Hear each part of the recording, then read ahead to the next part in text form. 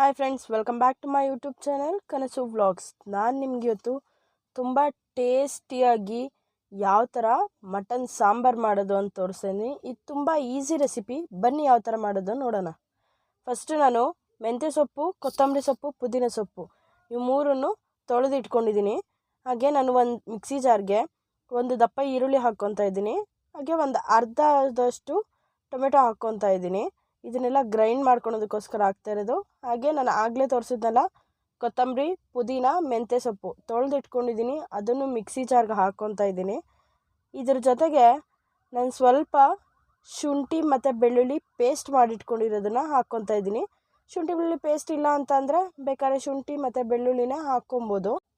ಏನು ಅಂದರೆ ಶುಂಠಿ ಬೆಳ್ಳುಳ್ಳಿ ಜಾಸ್ತಿ ಆದರೆ ಅಷ್ಟೊಂದು ಚೆನ್ನಾಗಿರಲ್ಲ, ಒಂಥರ ಶುಂಠಿ ಬೆಳ್ಳುಳ್ಳಿ ಘಾಟ್ ಥರ ಇರುತ್ತೆ. ನಾನು 1.5 ಸ್ಪೂನಷ್ಟು ಅಚ್ಚ ಖಾರದ ಪುಡಿ ಹಾಕ್ಕೊತಾ ಇದ್ದೀನಿ. ನೀವು ಬೇಕಾದ್ರೆ ಹಸಿಮೆಣ್ಸಿನ್ಕಾಯಿ ಬೇಕಾದ್ರೆ ಯೂಸ್ ಮಾಡಬಹುದು. ಹಾಗೆ ಧನಿಯಾ ಪುಡಿ 1.5 ಸ್ಪೂನಷ್ಟು ಹಾಕ್ಕೊತಾ ಇದ್ದೀನಿ. ಧನಿಯಾ ಪುಡಿ ಅಷ್ಟೇ, ತುಂಬ ಜಾಸ್ತಿನೂ ಹಾಕ್ಕೊಬೇಡಿ, ಅದೊಂಥರ ಮಸಾಲೆ ಥರ ಇರುತ್ತೆ. ಹಾಗೆ ಗರಂ ಮಸಾಲ ಒಂದು ಅರ್ಧ ಸ್ಪೂನಷ್ಟು ಹಾಕ್ಕೊತಾ ಇದ್ದೀನಿ.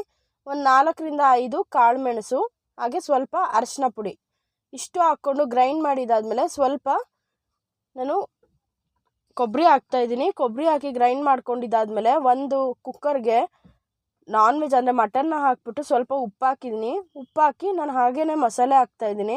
ನಾನೇನು ಸ್ವಲ್ಪ ಹೊತ್ತು ಬೇಯೋದಕ್ಕೆಲ್ಲ ಇಡ್ತಾ ಇಲ್ಲ. ನಾನು ಒಂದೇ ಸಲ ಮಸಾಲೆ ಹಾಕ್ಬಿಟ್ಟು ಕುಕ್ಕರ್ನ ಕ್ಲೋಸ್ ಮಾಡ್ತೀನಿ. ಅದು ನೋಡ್ಕೊಳ್ಳಿ, ತುಂಬ ನೀರು ಆಗಬಾರ್ದು, ಯಾಕಂದರೆ ಮಟನಲ್ಲೂ ನೀರಿರುತ್ತೆ. ನೀರು ಬಿಟ್ಕೊಳೋದ್ರಿಂದ ತುಂಬ ನೀರು ಆಗಬಾರ್ದು. ಇದನ್ನು 2 ವಿಷಲ್ ಕೂಗಿಸ್ತೀನಿ.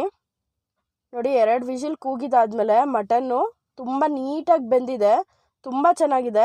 ನಿಮ್ಮೆಲ್ಲರಿಗೂ ಈ ವಿಡಿಯೋ ಇಷ್ಟ ಆಗಿದ್ರೆ ಲೈಕ್ ಮಾಡಿ, ಶೇರ್ ಮಾಡಿ. ಹಾಗೆ ನಮ್ಮ ಚಾನಲ್ ಸಬ್ಸ್ಕ್ರೈಬ್ ಮಾಡಿಲ್ಲ ಅಂದರೆ ಸಬ್ಸ್ಕ್ರೈಬ್ ಮಾಡಿ. Thank you.